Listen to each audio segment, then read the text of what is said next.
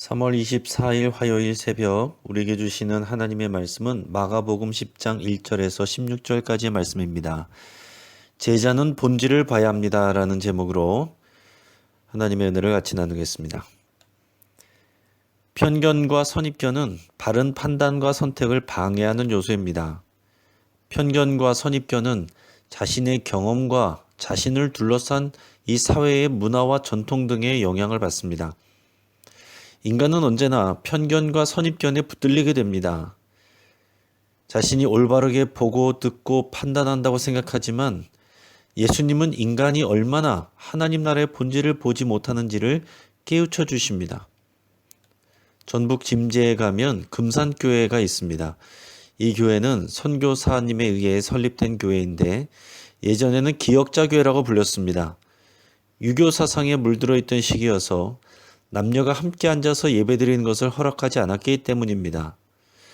그래서 남녀가 서로 따로 떨어져서 앉고 그 가운데서 목사는 양쪽을 바라보면서 말씀을 전했습니다. 이것을 위해서 교회를 기역자 모양으로 지은 거죠.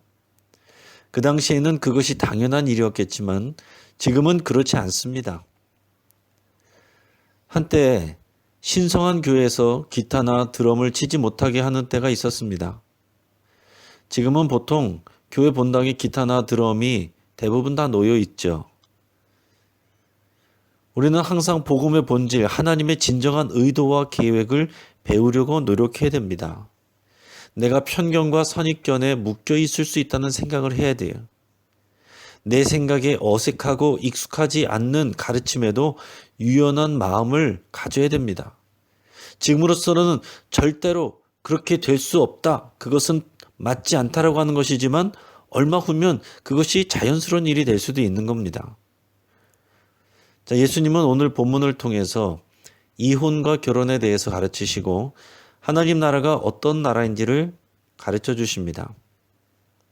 오늘 본문에서는 예수님을 시험하는 바리새인들이 나옵니다.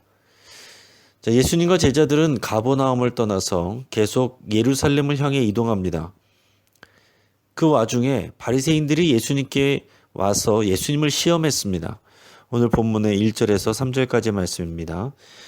예수께서 거기서 떠나 유대 지경과 요단강 건너편으로 가시니 무리가 다시 모여들거늘 예수께서 다시 전례대로 가르치시더니 바리새인들이 예수께 나와 그를 시험하여 묻되 아내를 버리는 것이 옳으니까.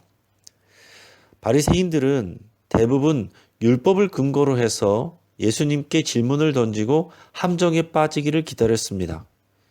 성경을 기준하여서 말하고 판단한다고 하지만 실제로는 하나님의 말씀을 올바르게 이해하고 있는 것이 아닙니다. 또한 하나님의 말씀을 듣고 순종하라는 것이 아니라 그것을 이용하여 다른 사람들을 정죄하고 시험하는 일에 사용하고 있습니다. 여러분, 사람들은 겉으로는 좋은 명분을 내세우지만 예수님은 항상 그 마음속을 꿰뚫어 보시고 본질적인 대답을 하십니다. 그리스도의 제자들은 허울 좋은 명분을 따를 것이 아니라 상황과 말씀의 본질을 보려고 하고 하나님의 깊은 마음을 깨닫고 순종하기 위해서 노력해야 됩니다. 그렇지 않으면 항상 성경 말씀을 배우고 가르치면서도 그 말씀의 본질과는 동떨어진 삶을 살 수 있다는 것을 우리는 늘 유념하고 주의해야 됩니다. 바리새인들이 왜 갑자기 이혼에 대한 질문을 했을까요? 이 질문은 당시의 정치적인 상황과 관련해서 헤롯 안티파스와 연관이 되어 있습니다. 이 헤롯 안티파스는 자신의 형제의 아내를 취한 사람입니다. 세례 요한은 이를 비판했다가 미움을 사서 죽음을 당했습니다. 사람이 아내를 버리는 것이 옳으니까? 라는 질문에는 예수님도 이 헤롯 안티파스를 비난하는 말로 연결을 지어서 당국에 고발할 빌미를 만들 수 있기 때문에 이 바리새인들이 이런 질문을 하는 겁니다. 여러분, 이것이 얼마나 끔찍한 모습인지 한번 생각해 보시기 바랍니다. 누구보다도 말씀을 사랑하고 순종하는 척하지만 실제로는 그 안에 악한 마음과 살인의 동기가 들어 있습니다. 우리 삶을 돌아보면서 말씀을 빙자하고 명분을 들이대면서 다른 사람을 정죄하고 죽이는 일을 하지 않는지 돌아볼 수 있기를 바랍니다. 예수님은 이제 이혼과 결혼에 대한 가르침을 주십니다. 이 바리새인들의 시험 질문에 본질을 가르치심으로 예수님은 항상 대응하셨습니다.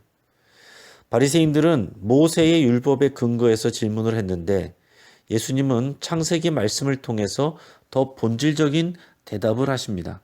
오늘 본문 3절에서 12절까지 말씀입니다. 대답하여 이르시되 모세가 어떻게 너희에게 명하였느냐? 이르되 모세는 이혼 증서를 써주어 버리기를 허락하였나이다.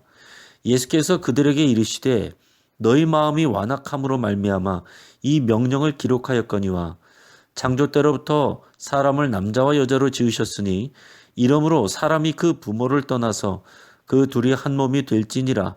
이러한즉 이제 둘이 아니요 한 몸이니 그러므로 하나님이 짝지어 주신 것을 사람이 나누지 못할지니라 하시더라.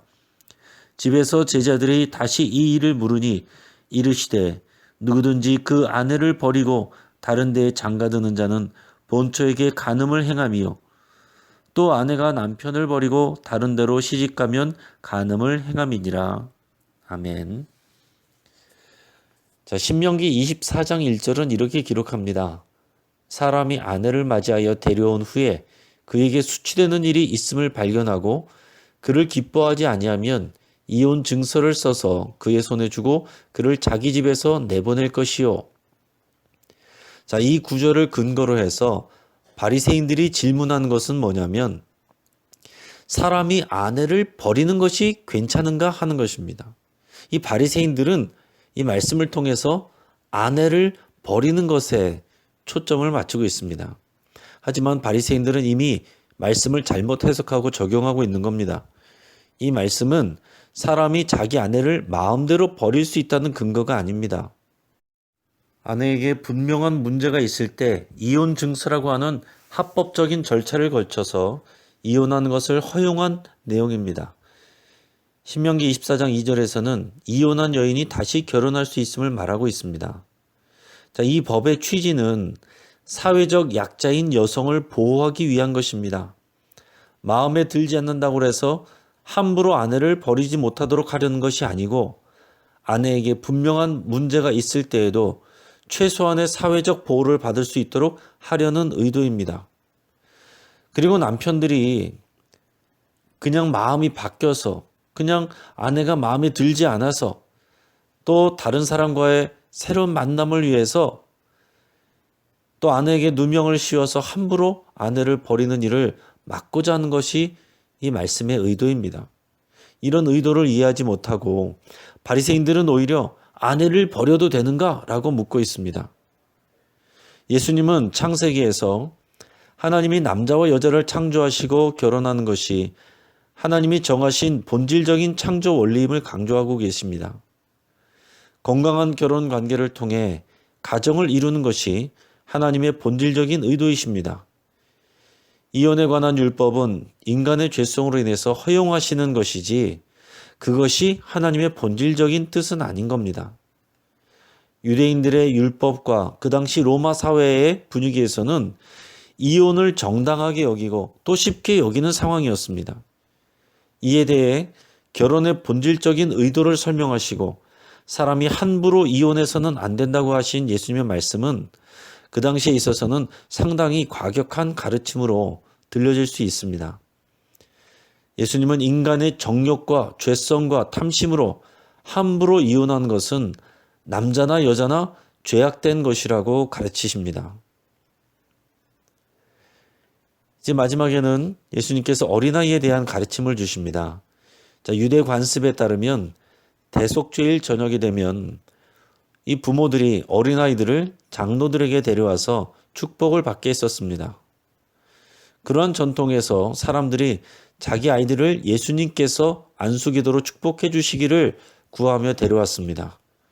그러나 제자들은 이를 가로막고 그들을 꾸짖었습니다. 하지만 예수님은 이런 제자들을 보시며 오히려 노하셨습니다. 그리고 하나님 나라의 본질과 질서에 대해서 가르쳐 주십니다. 오늘 본문의 13절에서 16절까지 말씀입니다.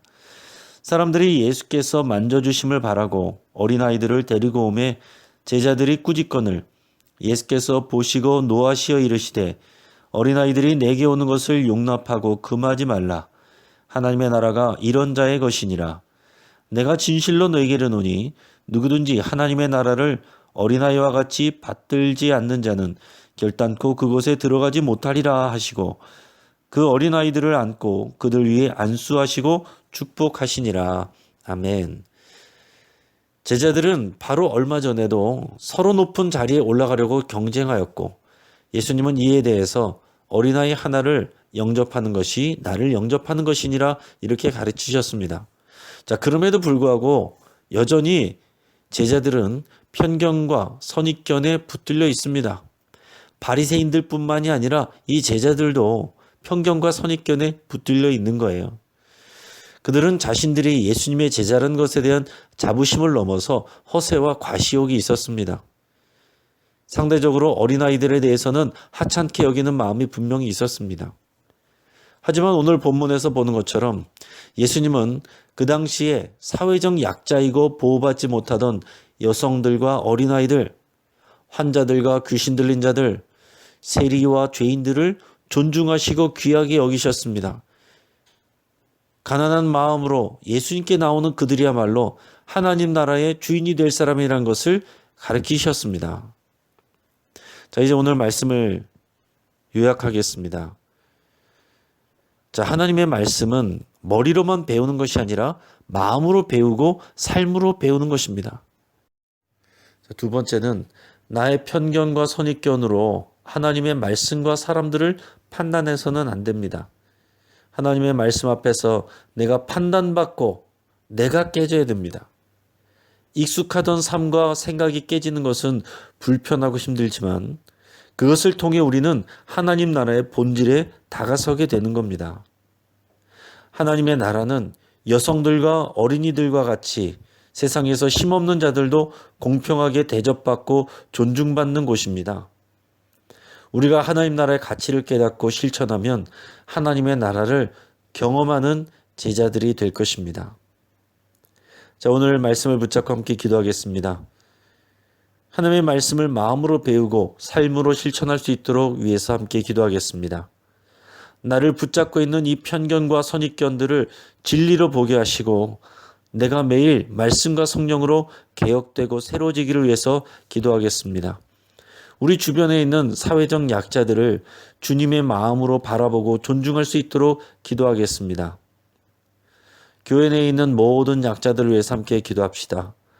환우들, 노인들, 어린이들, 장애우들, 새가족들, 초신자들 이런 분들을 위해서 함께 기도하겠습니다.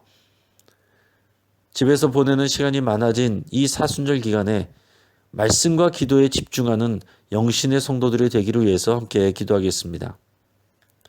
또 뉴스를 통해서 이런 기사들이 있습니다.